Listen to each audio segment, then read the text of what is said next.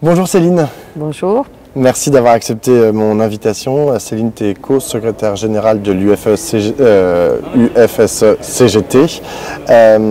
Si je t'ai invité, c'est parce que je voulais qu'on parle du climat qui aujourd'hui pèse sur tous les opposants, on va dire, à la ligne gouvernementale, qu'ils soient dans les syndicats, dans la politique ou dans les associations, notamment avec la condamnation du secrétaire départemental de la CGT dans le Nord, qui a été condamné à 1 an de prison avec sursis pour apologie d'un acte terrorisme après le tract diffusé sur l'attaque du Hamas contre Israël, tract qu'il distribuait et qu'a priori il avait rédigé. Le tribunal le relaxe pour les faits de provocation publique à la violence. Qu'est-ce que, d'après toi, cette condamnation qui a eu lieu il y a quelques jours dit du climat qu'aujourd'hui on est en train de vivre? Alors, cette condamnation, déjà pour nous, en tout cas à la CGT, c'est véritablement un choc. C'est inédit qu'un responsable d'une union départementale, d'une organisation CGT soit condamné à de la prison, même si c'est du sursis, à de la prison, et par rapport à un tel délit qui n'est pas anodin, le délit d'apologie du terrorisme, que nous réfutons complètement parce que nous avons une histoire d'une part, et ensuite nous prônons systématiquement la non-violence, le progrès social, la paix. Voilà, par rapport à notre histoire et ce que nous revendiquons, bien évidemment c'est quand même un choc, et après un choc aussi par rapport à ce que ça dit en effet du climat, qui est un climat où les atteintes aux différentes libertés sont gravissimes et ont franchi un cap, à mon avis. Donc quand je parle de liberté, c'est les libertés syndicales, mais donc la liberté d'expression, la liberté de manifester, et puis aussi toutes ces libertés qui font aussi notre démocratie et qui permettent un débat contradictoire, parce qu'on peut avoir des avis divergents sur d'ailleurs des thématiques sensibles, comme par exemple le conflit israélo-palestinien, où on sait qu'on n'a pas forcément tous la même analyse, peut-être la même appréciation, mais quoi qu'il en soit, il doit pouvoir y avoir ce débat dans une démocratie, avec donc des avis divergents, sans qu'on soit justement poursuivi, menacé ou finalement accusé soit d'apologie au terrorisme, soit d'antisémitisme. Enfin, c'est une catastrophe pour tous les acteurs et actrices qui ont un rôle dans le débat public, et pour donc les organisations syndicales, et puis pour les militants aussi, parce que après individuellement c'est pas rien d'être condamné à, comme je le disais, à 1 an de prison avec sursis, sachant que Jean-Paul est d'ailleurs fonctionnaire, agent de la fonction publique, et qu'il peut y avoir aussi des conséquences sur son emploi. L'Humanité titrait hier la solidarité interdite, en parlant de la Palestine. Est-ce que toi aussi tu partages ce sentiment, cette analyse que le soutien ou la solidarité au peuple palestinien qui est massacré en ce moment, notamment à Gaza, est interdite?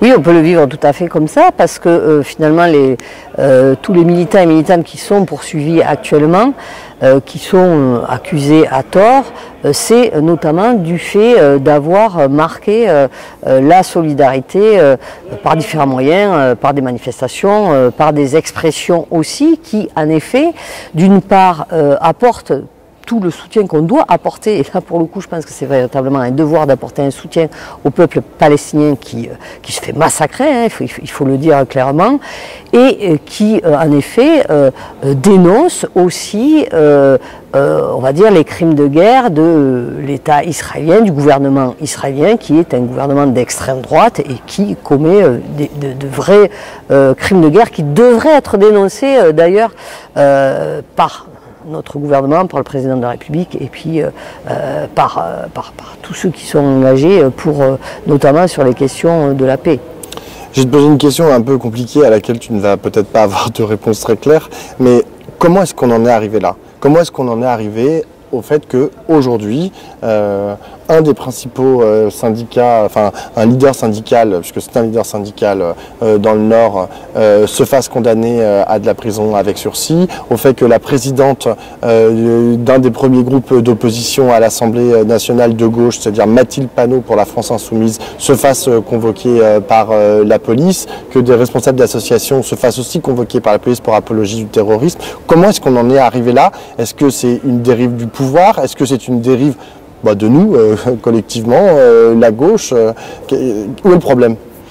Alors, moi je pense que le problème, c'est plutôt le positionnement du gouvernement, et notamment du président de la République, mais pas que, de ses ministres aussi, puisque par exemple on voit aussi que Gérald Darmanin n'hésite pas à déposer plainte contre un syndicaliste aussi pour des écrits et une expression qui, à mon avis, n'a rien de problématique.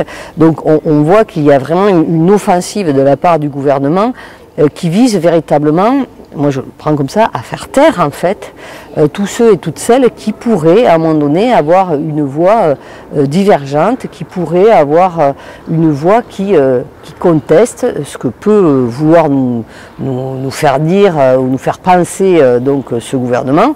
Ça c'est une chose, mais moi je trouve qu'on a vu quand même ce glissement vers cet autoritarisme qui est irrecevable et inacceptable hein, d'ailleurs.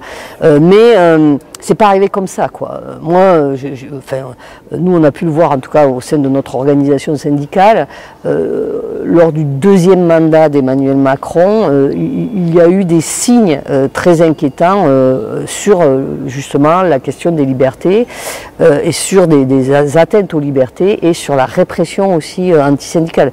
Donc, il faut savoir qu'après les fortes mobilisations contre la réforme des retraites, nous en sommes à peu près à 1000 militants, militantes qui sont inquiétés, poursuivis, voire parfois condamnés par la justice ou poursuivis aussi par le patronat dans les entreprises. Ce qui est énorme.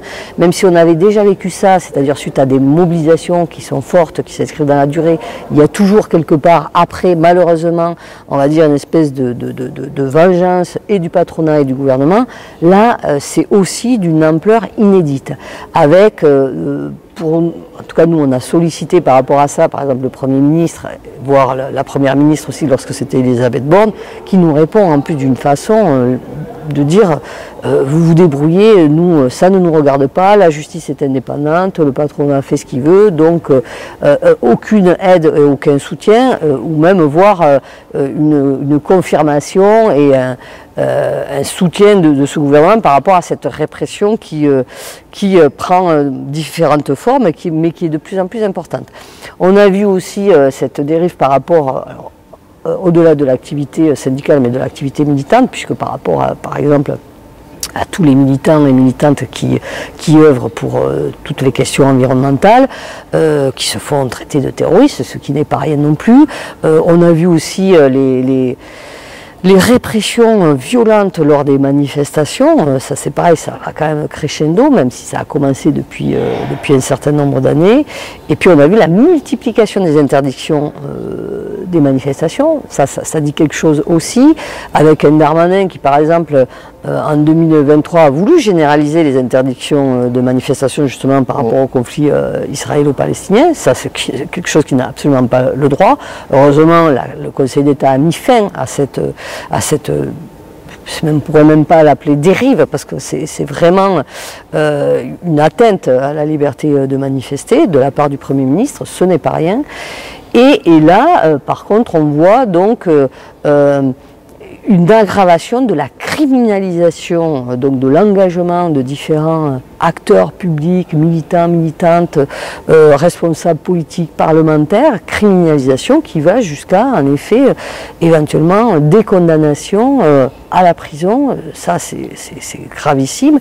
Et sur des propos, sur des partis pris, qui n'ont rien à voir justement avec les délits qui sont mis en avant, tels que l'apologie du terrorisme, même si ça peut finalement être très vague, et que cette apologie du terrorisme est particulièrement instrumentalisée par le gouvernement.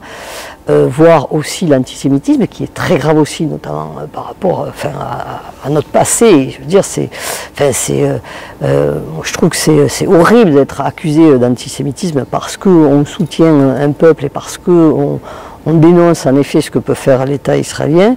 Cet amalgame qui est fait sur des positions politiques fortes qui, pour le coup, je trouve, sont des positions qui sont progressistes, puisqu'elles vont dans le sens de plus de paix, dans le sens de l'autodétermination d'un peuple, dans le sens où ce n'est pas possible de laisser faire ce qui se passe justement en Palestine, et d'être interdit de parole, interdit de manifester et d'être renvoyé justement à du terrorisme ou à de la haine raciale, c'est particulièrement violent de la part de ce gouvernement. Mais ça fait suite à une accélération d'atteinte et de répression qui est menée quand même depuis plusieurs années par ce gouvernement, justement. Je vais faire un peu mon journaliste de TF1, mais est-ce qu'il n'y aurait pas aussi, Céline, pas un peu de radicalisation dans les luttes? Ben justement, moi je ne trouve pas qu'il y ait radicalisation dans la lutte, voire même je pense que les mobilisations qu'on peut mener aujourd'hui et depuis quelques années se déroulent très bien, dans le calme, sans violence, avec, je dirais, des revendications portées très consensuelles finalement. Et je trouve que c'est la radicalisation, la radicalité, elle est du côté plutôt justement du gouvernement, qui d'une part n'accepte aucune contradiction, qui n'entame aucun véritable dialogue, qui passe tout en force, et notamment les mauvaises réformes, qui donc se concrétisent par de régressions sociales qui elles aussi sont d'ailleurs violentes pour notamment la population et celle qui est le plus précarisée. Donc la radicalité, la violence et l'intolérance, elle est du côté du gouvernement, et absolument pas du côté de tous ceux qui s'engagent. Et c'est ça qui est d'ailleurs fortement inquiétant, et peut-être qu'à un moment donné, par contre, ce qui a peut-être changé du côté des forces progressistes qui œuvrent pour la paix, la tolérance, le débat démocratique, pour le progrès social, ce qui a changé et qui peut-être permet ça aussi de la part du gouvernement et du grand patronat aussi, puisqu'ils sont quand même main dans la main, en tout cas nous on le voit bien au niveau des entreprises aussi, c'est le fait qu'on soit peut-être trop divisé, pas suffisamment unis, peut-être pas suffisamment solidaires, et que ça prête aussi peut-être qu'on permet certaines failles puisqu'on n'est pas suffisamment solidaire. Je pense que cette solidarité, il faut qu'on y travaille parce que c'est ce qui nous permettra justement de stopper en fait cette machine infernale qui est face à nous et qui est particulièrement destructrice de notre démocratie. Alors justement, en parlant de caractère soudé, on voit que la gauche politique, c'est ce dont, à mon avis, ce à quoi tu faisais référence aussi, la gauche politique sur la question palestinienne, elle est assez divisée, enfin elle se divise, pas forcément à mon avis à bon escient et sur les bons sujets, mais enfin elle se divise sur le sujet. Est-ce qu'à la CGT, enfin comment vous organisez le débat? Tout à l'heure tu me disais le camarade du Nord qui a été condamné à 1 an de prison avec sursis, bon bah tout le monde n'est pas d'accord, mais enfin il devrait quand même pouvoir le dire, etc. Comment vous à la CGT vous organisez le débat, ou plutôt est-ce que le débat sur ces questions-là, il se passe bien? Quand lui, il écrit, c'est pour ça qu'il a été condamné pour apologie avec le terrorisme, il écrit ça pas très longtemps après le 7 octobre, les horreurs de l'occupation illégale se sont accumulées depuis samedi, donc 7 octobre, elles reçoivent les réponses qu'elles ont provoquées. Si tout le monde n'est pas d'accord avec cette phrase, comment est-ce que vous organisez? Est-ce que ça se passe bien? Parce que, encore une fois, dans la gauche politique, ça ne se passe pas très bien. Alors nous, en tout cas, au sein de nos organisations, on a eu beaucoup de débats, notamment suite au 7 octobre, en effet. Moi, je me souviens, ne serait-ce que pour écrire notre premier communiqué confédéral CGT, ça a fait suite à d'heures et d'heures de débats au sein de nos instances déjà, que ce soit par exemple au niveau du bureau confédéral ou des commissions exécutives confédérales. Dans les fédérations aussi, ou dans les unions départementales, c'est pareil, on débat en effet beaucoup et on essaye d'être assez précis dans ce qu'on écrit, d'être assez juste et de prendre en compte justement toutes les divergences qu'il peut y avoir. Divergences, alors pas sur le fond bien sûr, mais d'appréciation, comment justement on qualifie les choses, parce qu'on a bien vu que là par exemple la façon dont on pouvait qualifier les choses était importante aussi, hein, c'est pas non plus anodin, il faut faire attention aux mots qu'on emploie. Ça fait en effet, ça fait débat. Mais je dois dire que pour le coup, sur ce sujet-là, ce qui n'est pas toujours simple, on a réussi, me semble-t-il, justement, à se mettre assez d'accord sur certains termes et à être... en tout cas, on avait vraiment... La visée, c'était... Enfin, nous, sur ce quoi on s'est arrêté, c'est de dire la situation est particulièrement grave. Par contre, on fait partie d'une organisation syndicale qui compte, qui doit pouvoir s'exprimer et qui va être regardée aussi de la manière dont elle va s'exprimer et qui pourra avoir son poids aussi pour les futures mobilisations. Une organisation qui peut justement aussi rassembler autour d'elle pour pouvoir avoir des rassemblements importants, des mobilisations importantes, parce qu'on savait un petit peu la suite aussi, on savait ce qui allait se passer après le 7 octobre. Et donc, on a senti une lourde responsabilité et on s'est dit que cette responsabilité, elle devait nous engager, elle nous obligeait à nous mettre d'accord assez rapidement quand même s'il y a eu des heures et des heures de débat, sur des expressions sur lesquelles après on se calerait et qui nous permettrait d'avancer justement et après d'aller vers les autres pour construire des rassemblements. Alors après, ça a été plus difficile de construire ces rassemblements et on peut dire aussi qu'à la CGT, au moins sur le conflit israélo-palestinien, nous ne sommes pas satisfaits sur l'ampleur des mobilisations et sur ce que nous aussi... Le peu d'ampleur, tu veux dire. Le peu d'ampleur, voilà. Et sur le peu d'ampleur aussi dans notre propre organisation où on estime qu'il n'y a pas suffisamment de militants et militantes engagés. Comment tu expliques ça ? Eh bien moi je pense que justement, par contre, le gouvernement, par contre, français, a vraiment, de suite été sur une position, je trouve, très problématique et qui a été quand même très clairement... Alors, qu'il soit un soutien au peuple israélien suite au 7 octobre, ça paraissait évident et juste. Mais après, ce soutien à l'État, au gouvernement israélien, et notamment par rapport à tout ce qui s'est passé par la suite, posait problème.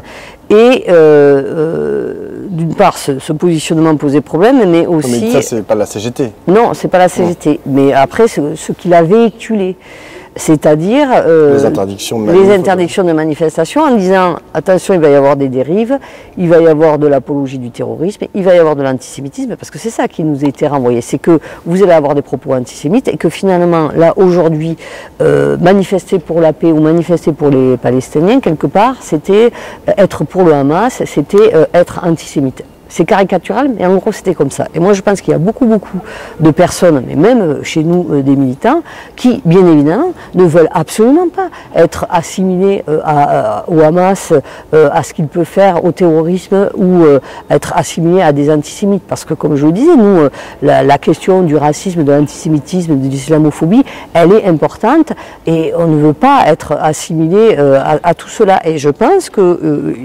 idéologiquement, malheureusement, le gouvernement a réussi à distiller ce doute et cette crainte, en fait, cette peur, malgré qu'on ait réussi, par contre, en effet, à la société, à s'exprimer assez rapidement et à se mettre d'accord quand même sur des expressions qui pouvaient faire consensus, en faisant attention à respecter justement voilà, la douleur du peuple israélien, à dénoncer les massacres du 7 octobre et en même temps à ne pas effacer l'histoire justement et le conflit israélo-palestinien, remettre tout ça dans un contexte historique et après, voire même apporter des propositions pour qu'on arrive à la paix. J'ai une dernière question, Céline. C'est de faire rebondir sur une proposition qu'a faite Olivier Besancenot sur Twitter. Il dit, en gros, là, au vu de toutes les interdictions, il parlait notamment des conférences, de l'intimidation policière et judiciaire des militants pro-palestiniens, il dit, là, il est temps de faire un grand meeting unitaire de toute la gauche syndicale, politique et associative. Est-ce que ça te paraît faisable, envisageable Alors, je ne sais pas si c'est... Alors, c'est vrai que c'est particulièrement compliqué dans la période. Ceci dit, lui-même l'a dit. Tout le monde se déteste. Voilà, on a donc des échéances électorales dans pas longtemps, les élections européennes, où on a vu qu'il n'y avait pas vraiment une union de la gauche, donc forcément, où il y a eu quand même des positions aussi divergentes, mais qui se comprennent très bien entre les différents partis et mouvements de gauche, même sur le conflit d'ailleurs israélo-palestinien.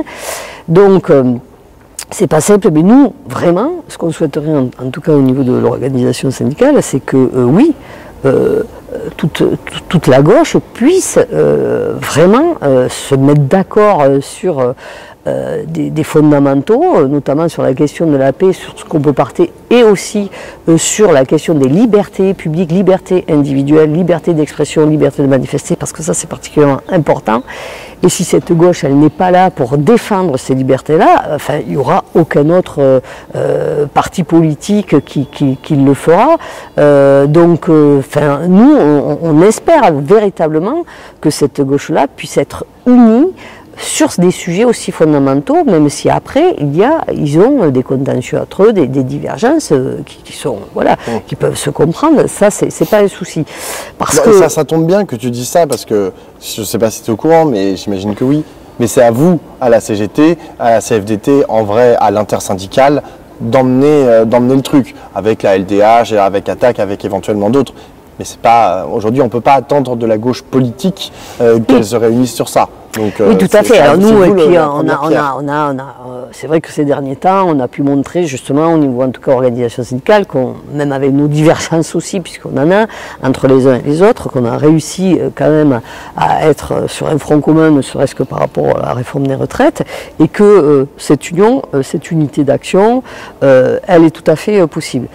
Mais bien évidemment que nous, on peut jouer ce rôle-là de rassembler au maximum, mais si cette gauche-là, quand même, n'arrive pas à se mettre d'accord, nous, on n'arrivera pas non plus à faire des miracles, et ça nous faciliterait justement les choses, quand même, si, au niveau des partis et mouvements politiques, qu'ils arrivent quand même à une espèce de front commun. Moi, je pense que quand même, à partir parce que nous, autant on peut proposer des choses, initier des choses, mais voilà, à un moment donné, on ne peut pas avoir toutes les responsabilités, ça a des limites, ce qu'on peut faire, quoi. Donc, on peut proposer des choses, mais après, si on n'a pas un véritable front commun, sur certains points, notamment en effet sur les libertés et sur la paix, voilà, on n'y arrivera pas, mais moi je reste optimiste quand même, parce que là, justement, ceux d'en face, au moins le gouvernement, ils montrent leur véritable visage, et de plus en plus, sans complexe. Ils ne s'arrêtent pas. Jusqu'où ils vont aller, on ne le sait pas, mais quoi qu'il en soit, ils ont l'air de ne pas avoir de limite sur ces questions justement d'atteinte aux libertés. Et je pense que quand même la seule solution de freiner et de stopper tout ça, c'est quand même élaborer un front commun. Et il n'y a pas d'autre solution. On ne peut pas rester divisé sur ces questions-là. Si on reste divisé, on va se faire déglinguer tous les uns derrière les autres, et au final, on aura tous et toutes perdu, et pour combien de temps, on ne sait pas, d'autant plus qu'on est aussi quand même dans un contexte politique où l'extrême droite fait des scores incroyables.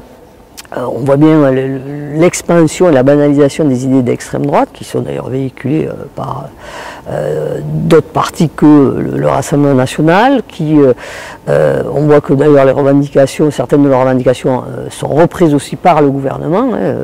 Donc ce contexte-là, il doit aussi nous interpeller et nous alerter, et donc faire en sorte qu'il y ait une prise de conscience sur la situation qui, à mon avis, est gravissime. Et comme je le disais, on devrait être suffisamment d'organisations, qu'elles soient syndicales, associatives ou politiques, à être en capacité quand même d'être à la hauteur du moment présent, et de pouvoir faire face, et surtout, comme je le disais, de pouvoir stopper tout ça. Merci beaucoup, Céline. Merci.